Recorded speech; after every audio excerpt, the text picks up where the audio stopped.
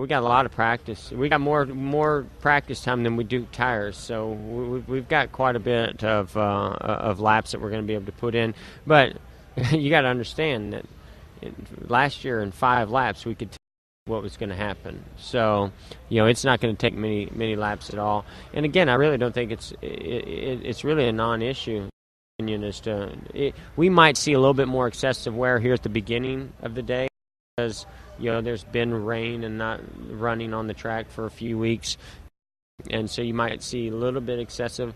But this tire rubber. That's the key. Is it lays rubber and yet it doesn't just wear excessively. I remember seeing video of the cars go around the track and just thought, man, how cool was that? And asked a lot of the drivers what it was like, and it was pretty much an exhibition, but everybody was excited about the potential of running here. And when that became a reality, it just was perfect timing, because for me, we were really coming into our own that year. We really stepped up our performance as a team, and started getting experience for myself as a driver, and we just won at Charlotte. So the momentum was on our side. We knew we could do it. The confidence was there, and came in here and we were strong all weekend long. The power was really good, and it's kind of hard to ever match that memory and those that I had that first time here, because we won. That was never my expectations. I mean, I don't know if it's the best race that IndyCar racing has. It's hard to beat what they do at Texas. And even when they were at Michigan, that was some amazing racing.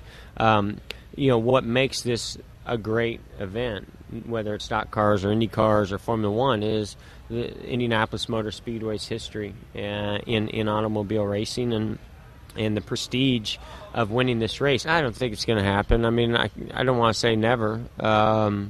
It's not going to happen as long as I'm running a full-time schedule, even if they change the schedule, because as a race car driver who has way too much respect for Indy cars, the drivers, the competition, it's not just hey, I got an off weekend, I'll go jump in an Indy car and go run 230 around Indianapolis. Each weekend we feel like we're a team that can win.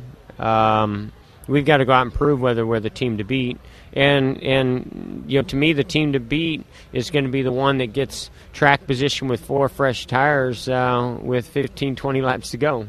Hard to predict who that's going to be. It's a good policy. It's new. So obviously there's going to be some things come out of that we're all going to learn from.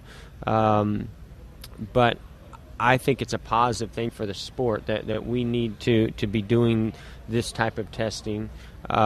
Do we need a second outside lab to maybe test, to also have a B sample or something like that, for court cases maybe?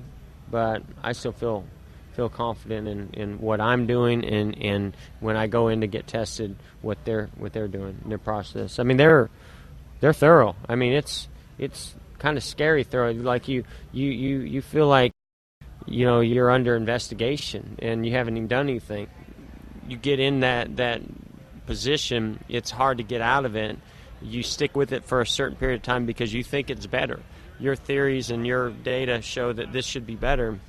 And then if it doesn't work out and you've got to abandon ship, it's hard to get things turned around. And that seems to me what's happened to those guys a little bit, because I think one is the competition that has stepped up, and some guys have learned some things that have made them